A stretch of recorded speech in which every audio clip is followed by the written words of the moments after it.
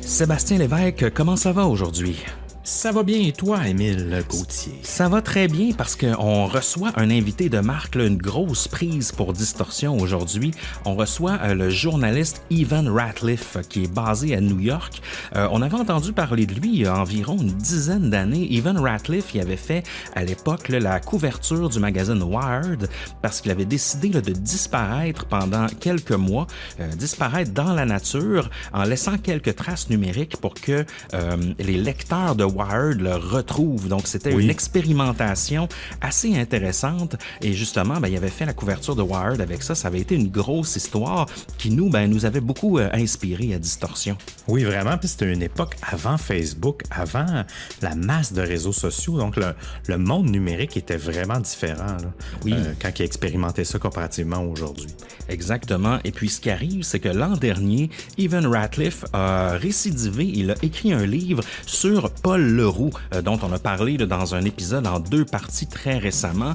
Paul Le Roux, qui est un grand cybercriminel qui a monté un empire sur le web là, allant de la vente illégale de médicaments jusqu'au trafic de drogue, jusqu'au trafic d'armes, même jusqu'à engager des mercenaires pour faire assassiner des gens. Donc, c'est quelqu'un qu'on a très peu entendu parler, je dirais, dans la francophonie, mais qui a fait beaucoup de vagues, surtout aux États-Unis, parce que Paul Le Roux est devenu un informateur pour la DEA. Et bien, Evan Ratliff, lui, a réussi à retracer l'histoire de Paul Le Roux et sa montée au sein de cet empire du web. Et puis, on trouvait que c'était important de tenter de le rejoindre, du moins parce que lorsqu'on a fait nos épisodes, eh bien, on n'a pas eu le choix de s'inspirer beaucoup de son livre, étant donné que c'est un des seuls qui est allé vraiment aussi loin dans son investigation.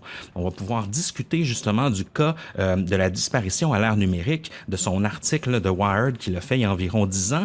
Et évidemment, eh bien, on va revenir sur l'histoire de Paul Le Roux parce qu'on a plein de questions pour lui. Donc, sans plus tarder, on s'en va rejoindre le journaliste Evan Ratliff qui est localisé à New York, mais on va le rejoindre à distance. Et c'est parti. Oui, monsieur. So, hey, Evan, it's a pleasure to have you on Distortion. I hope you're doing well. Are you still in New York right now?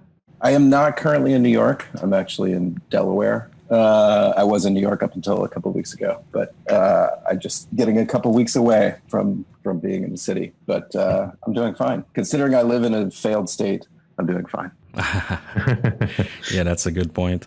Could you tell us a little bit more about your technology and investigative journalism background? Because looking at most of the articles that you've written and also the book that you've written, technology seems to be at the center of your work. It is, yeah, it often is. That's partly because that's sort of how I got into journalism in the first place. I actually was a sort of programmer, not a very good programmer, but out of college, I worked as a kind of computer consultant where I did some programming and software installation. So I had a technical background to understand that stuff. And then I got my first job, the only journalism job I could get at the time, an internship at Wired magazine, partly because I had that technical knowledge. So even from the beginning of my career, I was sort of coming out of a world of trying to explain the way technology was changing the world, and all of the stories that I've been interested in are either science or technology. Somewhere is in there, and then over time I kind of branched out to be more of a generalist, but I still often return to those roots, partly because when I started it was still sort of technology was this not fringe, but it was something that was sort of outside of a lot of people's experience, or considered outside of a lot of people's experience, and now of course it's taken over everyone's experience. And so every story pretty much has some sort of technical dimension to it. Yeah, and that's really true. And how is it, or how was it to work at Wired back in the day? Because it looks like a dream job for any journalist interested in technology in general. It was. I mean, it was pretty wild because I arrived in 1999, I think, 98, okay. 99. And so that was in the middle of the dot-com boom. So it was it was a strange time because you had just everything happening everywhere, companies launching and throwing big parties and just ridiculous, overkill when it came to what companies were spending. And of course there was For a lot of them, there was nothing underneath it. There was no revenue or anything, but it was a good time to be at Wired magazine in particular, because there were so many stories to write. And there was also so many pages to fill. There was so much advertising, and it was just a flush time. Of course, cut to a year and a half later, and the dot-com boom collapsed, and then we were in a different world. So I got to see the kind of boom and bust almost right from the beginning of my career. But yeah, it was. I mean, it was a dream job because I was learning about journalism and how to report stories and how to write stories. I had not trained in journalism. So I was learning that at the same time that it felt like technology was really kind of having an impact in the world that it had not had previously, and it was kind of entering people's lives. So that combination of things made it, a pretty exciting time. I think it was hard for Wired and for a while there too, because they had it all to themselves. Like not that many places would cover these type of stories, and then suddenly everyone was covering these types of stories, and it became a different thing to try to explain this stuff to everyone. Yeah, and there was also, you're talking about 1999, Y2K was around the corner at the same time. So I guess it was something to see from the inside. Yeah, it was like we had it all. We had excess in the economy. We had apocalypse coming. There was sort of, and it was just the beginning of sort of cybercrime too, being a thing where you could really kind of make money. So the like utopian side of it was there. They were still at that time. It's funny now. You look at the internet, but people were still, just really excited about the internet as a home for free, unfettered free speech and things like that. So there was this optimist utopian view, and then there was this sort of dystopia that was starting to creep in. So from a perspective of telling stories about it, it was kind of an ideal time to show up and see all of that. And some of the first stories I did were about scam artists and people who were taking advantage of that moment. Before talking about Paul Le Roux, we'd like to say a few words about an article that you wrote for Wired in 2009, and you actually did the front page, because I remember I subscribed to Wired around that time, and you did this article about vanishing in our digital world, and you disappeared for months while asking the community to find you. Could you tell us a little bit more about this experiment? Yeah, it was 1 month. It felt like many months, but it was for 1 month. So the idea was, it actually arose because I was interested in people who fake their own death and how they do that and why they do that and what that's like and how you would do that in the digital age. If someone fakes their own death and disappears and does it successfully, then you can't find them. Just by virtue of them succeeding, you think they're dead. So you can't actually talk to the people who have done it well. You can only talk to the people who have done it poorly, who have failed and gotten caught. And I did that story actually, and interviewed, people who were in prison for doing that. And it wasn't quite satisfying enough. So that's where the idea came from. Okay, maybe I could do something that sort of tries to replicate that experience. What is it like to adopt a new identity and leave your old one behind if people are chasing you? And for the people who are chasing you, part of it, we kind of hit upon the idea of letting the general public look for me, and they could win a cash prize, which was $3,000. That was $5,000 actually. I put up $3,000 of the $5,000, and that kind of gave it a little more weight in terms of my desire to really make it feel real. But it also got at some of the issues that I was interested in, which is, what can people find out about you online? What, even at that time, and this now 10 years ago, what could you get off of my social media feeds? What could you find out about my bank accounts and my addresses and everything, just as an ordinary person? And it turned out it was an incredible amount, and it turned into this sort of epic chase where all these thousands of people were looking for me all over the country.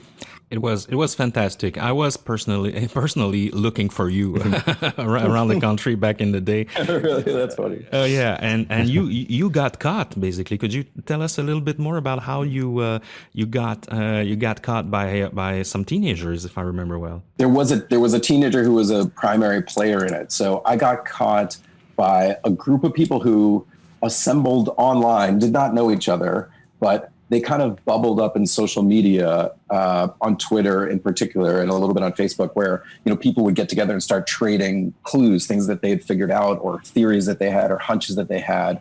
And the problem that group soon had was they realized that I was also on those services, not under my real name. So I was monitoring them. And so they went into kind of more and more private chat rooms to assemble and put their heads together and figure out how to catch me. And it was a group like that, which included a teenager who was really skilled at sort of figuring out IP addresses and where a person was located, given their IP address and tracking IP addresses. So he was in there, and there was another guy who had worked for Microsoft who was very good at, he set up a kind of trap for me on Facebook where he set up a site essentially within a group within Facebook that was purporting to be information about me. He knew that I would come to that site, and then he kind of combed all of the, you can't do this anymore on Facebook. They put a stop to it at the time. You could comb through all the visitors and track their IP addresses. So that they kind of triangulated around that, and they located where I was in New Orleans, and then they actually contacted people in New Orleans to go out and look for me. In particular, the owners of this gluten-free pizza place, because I have celiac disease, so I have to eat gluten-free. So it was a kind of a combination of technical prowess and determination, and then sort of on the ground making calls and mobilizing people to find me where I was. And so, yeah, they found me with it was only a couple days to spare before I would have quote unquote won. Yeah, it was a fantastic experiment. Would you do the same in 2020 if you try to vanish again? I don't think I would do the same. I mean, in some ways, it's amazing how the technology has not changed that much. I mean, yeah. In terms of if you kind of look around and you say, okay, how do I stay anonymous online? It's a lot of it's the same stuff. It's like Tor, use Tor to hide your IP address, use VPNs. Like a lot of it is sort of the same, but the amount of data that's out there is even greater than it was, when I was doing it. The protections haven't been put in place since then.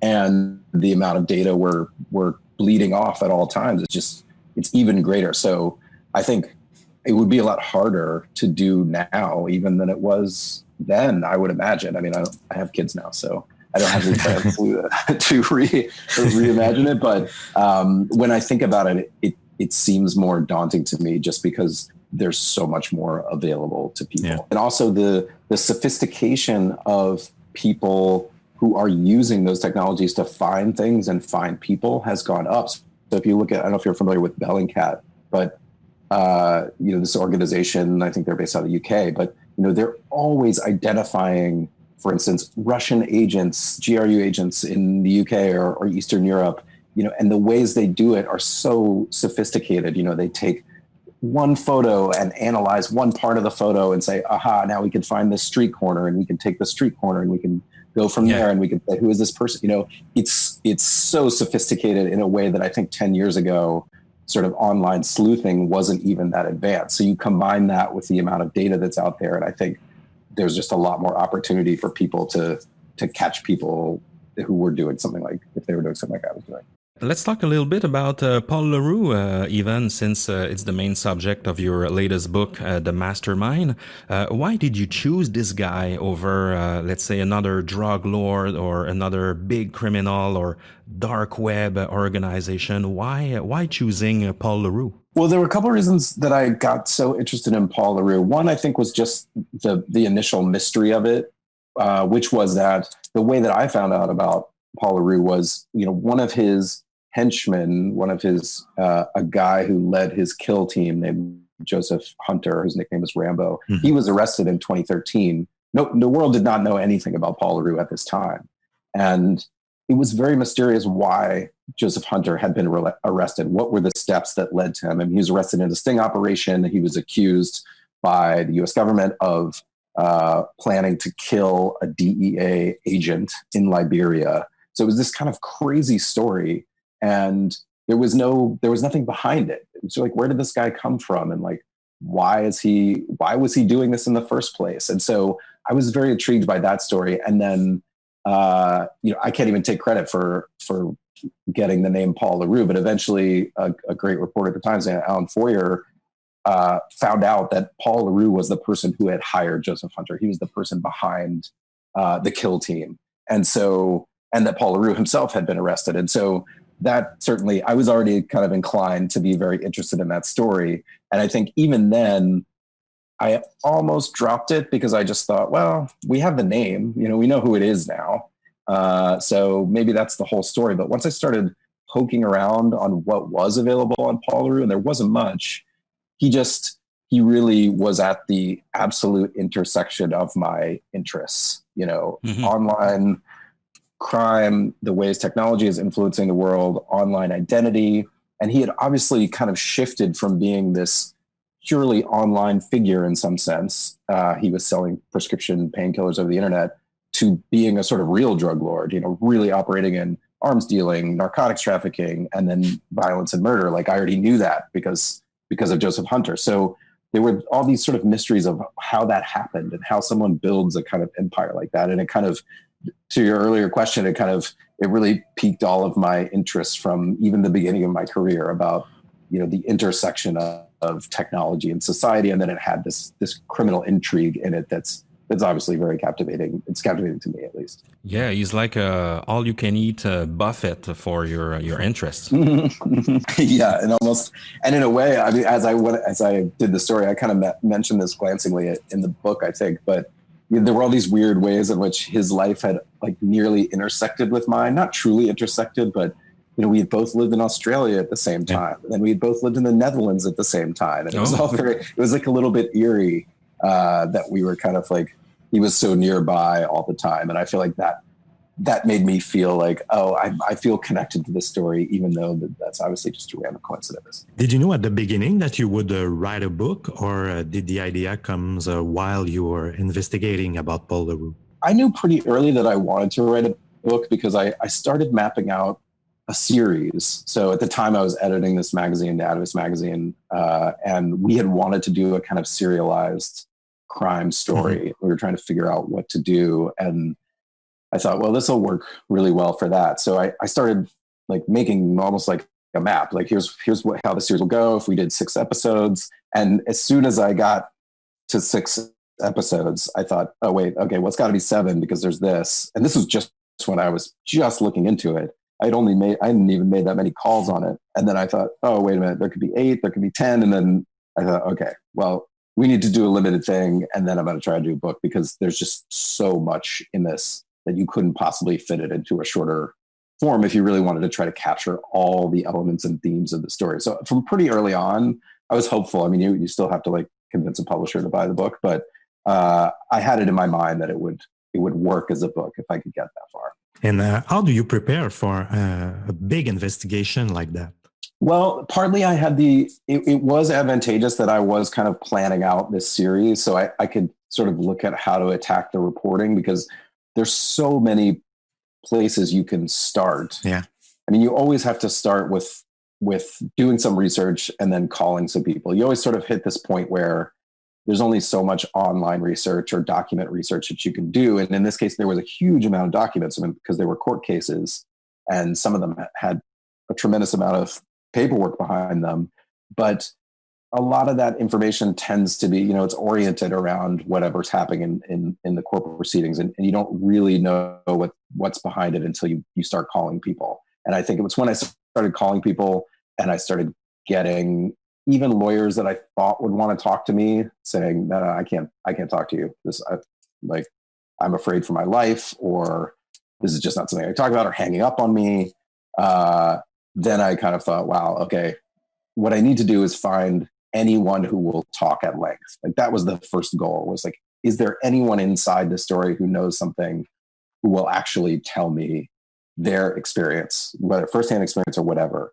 And the first person to do that was this guy, Moran Oz, who is Israeli. And he was at the time accused as part of the prescription drug roundup that they'd done. They'd arrested a bunch of people associated with Paul Le Roux's prescription drug business.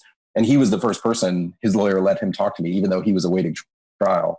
And he said, okay, here's what happened, and told his whole story. And so from there, then you can really get going, because, I had 5 names from him from that interview. I started talking to those people, they give me names. And then once I had enough, then it was going to the Philippines where the organization was based. Did you even try to talk to the man himself? I did try to talk to him. Yeah, I tried to talk to him a lot. Every lawyer that he ever had, I tried to get to that. I think that's 7 lawyers at this point, but he didn't really have an incentive to talk to me because he was cooperating with the government. He could only make things worse for himself by talking to me. His lawyers were also very scared as any lawyers I've ever seen. I mean, kept their name out of the court case entirely. You want their name to be involved in the court case, that's very, very unusual in the U.S. court system. I couldn't find another example. The lawyers would either ignore me or they would hang up on me. And I had a lawyer, his most recent lawyer hung up on me, but like 4 weeks ago. So there's still a lot of secrecy around the case, particularly when I started. It was all supposed to be top secret, his participation, his cooperation. The government wasn't talking about it. So that aspect of it, I wasn't surprised that he never spoke to me. The people who worked for him, it was a little bit different. I mean, in some cases, in a lot of cases, they wanted to be anonymous, either because they were afraid of Paul or because they were afraid the U.S. government was going to come after them. And there were people I talked to who were under indictment by the U.S. government who didn't even know it. And so they were sort of rightfully afraid. But then it was sort of surprising that how much people did want to talk. You know, the people who did want to go on the record, I'm always a bit surprised by that. But I would always, I would offer them the option if they wanted to be on background, meaning just I would give them some moniker that wasn't their name, or if they wanted to be completely off the record where I wouldn't use anything. It was pretty flexible because I was in it for the long game. So any particular interview in this case is not necessarily essential. Like, I'm trying to gather years worth of information that I can shape into the story. So there were times even when I had someone off the record and then I went back to them later and said, look, everyone knows this is you. Everyone's going to know. So would you just go on the record? And sometimes they said, yeah. Do you think that some of these informants were looking for some sort of revenge towards Paul? Oh, definitely. Yeah, absolutely. And that's, from a journalistic perspective, that's one of the tricky things, is the motivations that people had.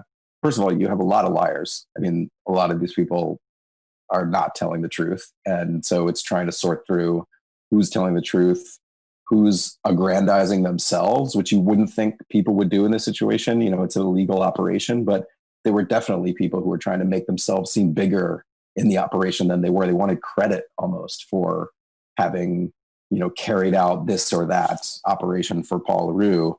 And there were other people who were trying to minimize their role. So, and a lot of them were afraid of Le Roux and also wanted to get back at him. So that was a big challenge, was just trying to triangulate information between people and documents and what I could prove and what I could show to figure out, like, where in here does the truth possibly lie. And also, honestly, some of the people were dead, like they had been murdered. And so it's very difficult to triangulate in that particular situation, people's stories. So I struggled with that. I mean, I wrote about that some in the book because I wanted to kind of make clear that was a struggle.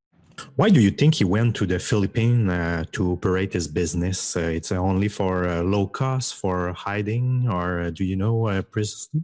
I think initially, it was a combination of things from what I know. And again, I have not spoken to Paul. So this is everything that I know comes from things that he said in trial. He's testified at length. So he's talked about some of these kind of things and what he said to other people and, relatives and people who worked for him. So I think there was a little bit of, like, he grew up in Zimbabwe and South Africa, and then he was living in the Netherlands, and he was sort of hard up for money, and it's cold and it's rainy. I mean, I've lived in the Netherlands, and, the Philippines is sunny and warm. I think there was just a little bit of, like, I want to get away and try something new, and I'm going to go to this tropical seeming place. Part of it was taxes, trying to avoid taxes on the business that he was starting, which was to sell prescription painkillers over the internet.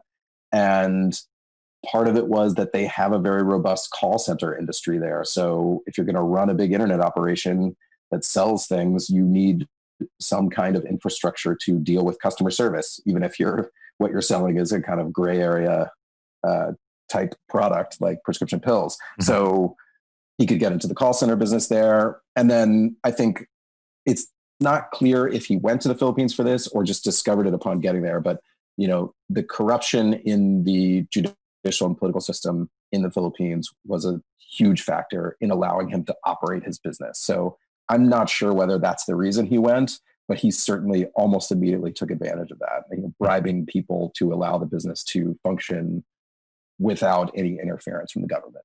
Yeah. Having paid informants inside the U.S. Embassy, inside the Interpol office. He was able to kind of leverage his fortune to both keep himself out of trouble and to find out, if there was trouble coming for him on the horizon. And let's talk a little bit about his medication reselling business. Why do you think that he stayed so long under the radar running this business? Well, partly it was the format of the business. I mean, this is kind of the genius of Paul Le Roux, was the way that he set up the business. So because it was even not on the dark web; it was on the surface web. So exactly, yeah, it was out in the open. So he's operating out of the Philippines.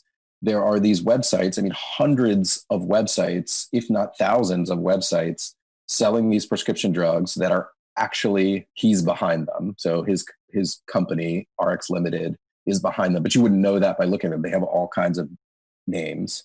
And the orders from those websites are going to American doctors that he's recruited into a network to write prescriptions. And American pharmacists are then enlisted to send the prescriptions to American customers. The entire drug sales operation existed within the United States of America, but he was operating it from the Philippines.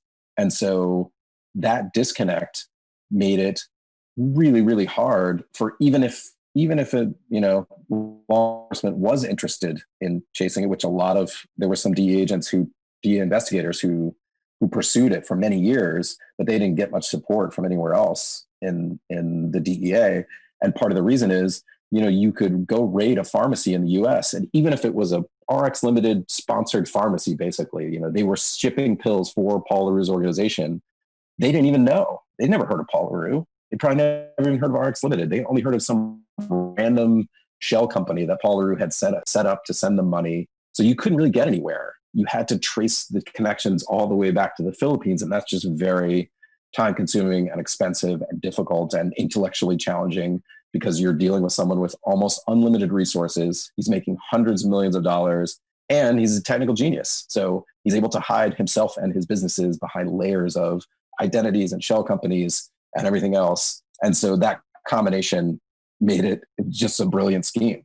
And funny enough, he made some mistakes, because I think in the very early when he was launching the business, and it wasn't clear that anyone was paying attention, that any law enforcement body was tracking this at all, because frankly, they weren't. In 2004, 2005, they were barely paying any attention to this at all. And he's selling non-controlled drugs that are not controlled under the US drug control regime. So they're lesser known. And so he put his name on a couple of things. At the very beginning, he put his name on, I think, a mail drop in the US and a server rental in Canada. He was using servers from a couple of companies in Canada. And I think when he started, he thought, well, no one's paying any attention to this at all. It didn't even seem like something that law enforcement would spend the time to go dig up who's renting the servers. And he was right. No one was paying attention to it. But then years later, when they came back, those were the couple places he couldn't get his name off of. They existed in the records. And so that's part of what tripped him up, is by 2008, 2009, he was really, really good. And he was behind layers and layers. And they probably wouldn't have even known his name or who he was if not for those couple of mistakes that he made at the very beginning. And it's pretty often like that, even if I recall, it was the case for Ross Ulbricht from the Silk Road. It was also the case with Alexander Kaz, who is actually a guy from Quebec who ran the Alphabet for multiple years. It's always when you go back at the very beginning that you find those beginners' mistakes, like an email, a Gmail address that is put somewhere in the very first email that he's trying to create. So it always goes back to the very beginning, and that's where we usually find the mistakes they made. Yeah, I mean, I think it could be that no one really believes in themselves enough that they think down the line, I'm going to be worth, Paul Le Roux, I'm going to be worth hundreds of millions, if not like close to $1 billion. law enforcement agencies from all over the world are going to be chasing me, to project that forward 8 years and say, okay, so I shouldn't put my name on this initial server when I'm just starting a business that's nothing. I'm starting it out of nowhere. That kind of foresight, it'd just be very, very difficult to do. So I think that's probably what happened in all those cases. They didn't realize how big they were going to get. Yeah. There's a big difference between selling medication online and providing countries with weapons and also hiring mercenaries. How and why do you think that he went that far? Well, I know how he went that far. Why he went that far is probably the biggest mystery that drove me in the book, and I don't know that I necessarily cracked it. But I mean, essentially the how is, he was making all this money selling these prescription drugs, and one option for him, which he did consider, was sort of going legit, like saying, okay, I'm going to take all that money and plow it into regular investments.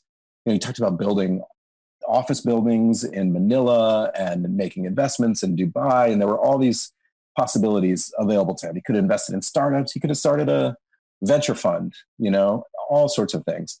But when he saw the returns that you could get from criminal activities, they're just way, way higher than any investment that you're going to make anywhere. So he decided that if he wanted to kind of multiply his empire, the way to do it was illegally. And, there's a way in which once you get into a few illegal operations, other doors kind of open up for you. So, he was sort of just sending people around trying to figure out how to get into different businesses. He might send someone to Colombia or send someone to Mexico or Peru and say, see if you can make some drug connections, or maybe they had a couple of connections, and, see what you can do with this. And, if that person came back with nothing, or if that person got beat up or killed, it's no loss to him. We'll try somewhere else. And eventually that was effective. And the same thing happened with arms trading, just sending people to Iran and saying, let's make some connections there, and let's see if we can do some deals with the Iranian government. That's, in fact, exactly what he did in the end, was sell weapons to the Iranian government. The why is, I think, some combination of the idea of multiplying his money, so just pure greed. But there's a sort of ancillary idea to greed, which I think you find in the startup community all the time, which is it's sort of encapsulated in growth. Why does Mark Zuckerberg want to grow Facebook more and more? What is his goal? Why does Elon Musk continue to start new businesses and try? And he could retire.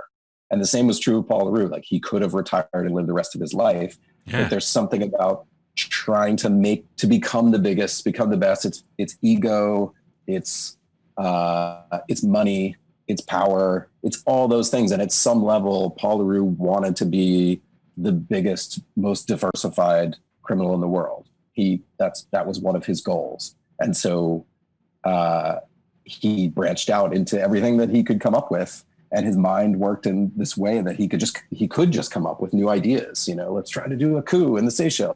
Let's try to start something in Somalia. Let's try to do black market gold mining. Let's have timber operations. His mind is working all the time. And so it's similar to a Silicon Valley, mogul who says, oh, let's start a new business. Let's do this. Let's do online this. It's something you can't turn off, I think, once you're successful in particular. There's nothing constraining you. Yeah. Even, are you sometimes afraid of being killed by him after revealing so much information about his life in your book? Not now, I would say. I would say I try not to think about it too much, even at the time. I think my concerns were not actually him for most of the time. My concerns were the people who work for him. Yeah. He had mercenaries and hitmen who worked for him, many of whom are still at large, and some of whom I talked to or met with. And so, those people are a concern, but generally what I found is that the incentive to do anything to me is pretty small. The only time when someone really, there's two reasons why someone would, do something to a journalist. The first one is to keep information from coming out. And in this case, when I was approaching people, I mostly already knew that they were involved. So yeah. I think a lot of them just wanted to know, how did you find me? Or they wanted to tell their story. Well, okay, if you're going to talk about this, tell this part of the story, because this is what happened to me. So that was part of it. And then the other reason might be revenge. But I think, for Paul Le Roux's revenge purposes, the list is probably pretty long. So maybe I'm on it, maybe I'm not. He might like that I wrote a book about him. He might hate it. Yeah. And it's hard for me to tell, but also he's in prison. So I wouldn't say it's something that I think about much. They have some rumor. Do you believe he is the creator of the Bitcoin technology? I suppose you heard about that. Oh yeah, I wrote a story about that for Wired last summer. It's a complicated question. It seems like a very simple question. Do I think that he is the creator of Bitcoin, whose pseudonym is Satoshi Nakamoto? And a lot of people do think that he is, or is a very good candidate for. Yeah. I would say I think that he is a very good candidate considering the candidates that we know about. So a lot of people have been named as possible Satoshi Nakamotos, and some of them are clearly not, and some of them are very likely candidates. And I think he's in the category of a likely candidate. His biography matches up, his skill set matches up for creating Bitcoin. But I also think in the universe of candidates that exists in the world, he's probably very unlikely. Like, I don't think it's him ultimately, partly because I spent years, looking into him, and nobody really talked about Bitcoin or cryptocurrency, which again, people, you could just say, well, that's because he was so good at being secretive about it. Maybe that's possible, but there's certain aspects of his biography that I feel like they would line up even better if it was him, and I've done code comparisons and all sorts of things, and there's no smoking gun. And I think as much as I've looked, if there was a smoking gun, I'd like to think I would have found it, but who knows? I mean, no one knows. He kind of threw everyone for a loop because in his statement at his sentencing, which was just a few weeks ago, he said that the thing that he was going to do if they let him loose was he was going to mine Bitcoin using this special technology that he'd come up with. And so it's very unclear why he would choose to say that. It makes no sense that he would say that. And I don't think it makes it likely that he's Satoshi. If anything, maybe he's just messing with everyone at this point. I'm not sure, but it was very striking and odd, and it certainly didn't serve to quell the rumors that it might be him. I want to know, do you have any updates since the publishing of the book about his ex-wives and his children, Cindy and Lilia? I mean, I do know more about them. It's interesting you should bring that up. But I wouldn't say more about them because they're in the book because they were parties to the organization that he was involved in. I mean, for instance, his first wife was arrested in Hong Kong trying to retrieve money for the business when they were confiscating money. In his sentencing, it sort of became a point of contention that the defense argued that one of the reasons he should be released, actually, or released into the custody of the Philippines, was that his family had been put in danger by press reports, including mine. And my argument to that is both those names were already in the press prior to my writing anything about Paul Le Roux. So I'm not responsible for putting his current or ex-wife's name into the world, but I do try to avoid talking much about. I know kind of where they are and what they're up to, and I hear things about them, and people say, "Oh, they're doing this or that." But that part of the story, I feel like they are sort of partially victims of this whole situation. I mean, especially the kids. The kids are not mentioned in my book and by name. I know their names, but I feel like they truly are victims of everything that happened. Of course, being dads ourselves, we were a little bit worried about his kids, so we just want to make sure that they're okay. Yeah, he's got kids and nobody knows where they are. I mean, I tried to track down some of his mistresses in Brazil, and they had disappeared. So no one really knows what happened to those kids. Are there any question you'd like to ask Le Roux that you haven't had answered? Well, of course, the Satoshi one is that's the big one. I mean, I think the answer is no. So I think ultimately it would be a little disappointing. If it is yes, of course, it's one of the biggest stories in the world. So I for sure would like to know that, or at least one of the biggest tech stories in the world. I think there are lots of things that are sort of very particular to my investigation, things that I could never quite get to the bottom of, why he did this or that, why did he have this timber operation and then he just completely abandoned it all of a sudden out of nowhere, and he actually left a bunch of people stranded. Yeah, right.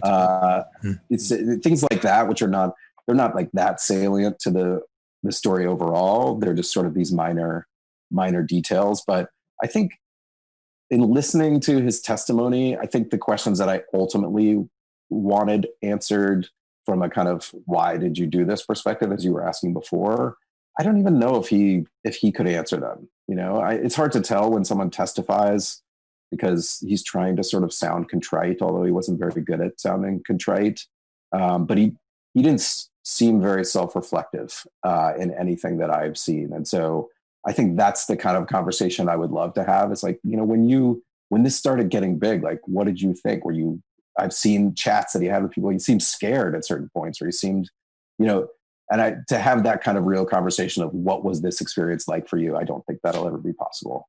And about his sentencing, Evan, do you think that he would be scared to be deported to the Philippines because he might face murder charges there? Yes. I mean, I know so. I know he was scared to be deported to the Philippines. I mean, he was afraid. So they don't have the death penalty in the Philippines, but he actually was afraid that they would reinstitute the death penalty just to kill him. That was sort of one of the arguments that he made at a certain point. Wow. But then during his sentencing, or right before his sentencing, he kind of reversed course because he wanted the U.S., like the federal judge in the U.S., to give him time served. And he claimed that he would not resist extradition to the Philippines and he would face charges in the Philippines and he would actually admit to everything he did in the Philippines and face his punishment there. I think it's hard not to be suspicious of that maybe the thinking was, well, if I could just get to the Philippines, maybe the same strategy that I used before, paying, for instance, millions of dollars to judges and politicians, could actually get me completely free. Like the US, for all of its current corruption in various ways, that's the thing you still can't do. It's like you generally cannot bribe a federal judge to change your sentence. But he successfully did that in the Philippines. So I think in his mind, it might be, maybe I'll take my chances there rather than face what he eventually got, which is 25 years in a U.S. prison where there's just no getting out. Like there's no way around it. You cannot get out unless your appeal is successful. So I think he was afraid. I think then maybe they had second thoughts, whether it was just a strategy or he really thought like, well, I'll just go face the music there and see what happens. It's not totally clear. And is there anything that you learned throughout your investigation that you didn't put in the book because of risks or legal reasons? Is there anything that that you just told yourself, oh no, I shouldn't write it? I don't think there was anything I didn't put in there because of risks. I think the stuff that I didn't put in was either because it was very personal to certain people who were, either speaking to me off the record or on background, and asked me not to put it in, or it would put someone else at risk. So there were all these dilemmas with people who were speaking sort of anonymously or semi-anonymously, where they would say, I'm afraid someone's going to kill me, and so just don't burn me. I don't want to get burned. I want to tell you the story, but I don't want to get burned. But then the problem is they would not really be thinking about what would burn them when they're talking to me. And it's very difficult for me to tell. So, when someone says, I grew up here, or I lived here before I went to the Philippines, or this was my job before, like, I don't know if there are people out there that would connect the dots and recognize this person. So that became a kind of constant dilemma for me. Like,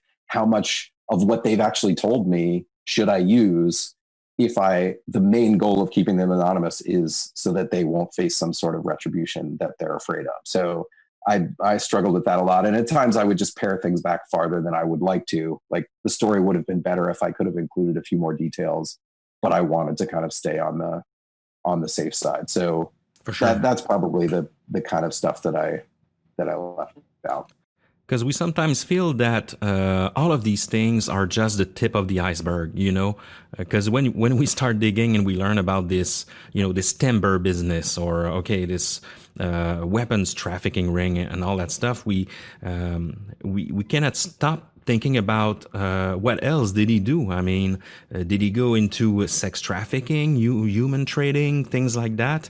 There's so many things, so many stories that it's easy to think that it's just the tip of the iceberg. Yeah. Well, it can really mess with your mind because in my process of reporting it, I was sort of kept running into things that people would mention to me as rumors.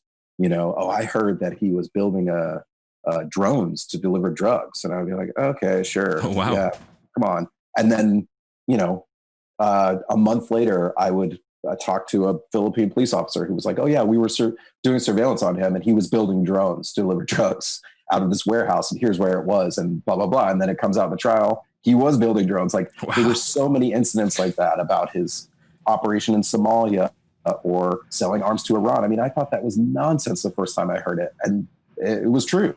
And so then you get to where you can believe anything. And, you know, I put a couple things in there. Like there was an incident that was sort of like sex trafficking where he kept wanting to have women brought to him in Manila.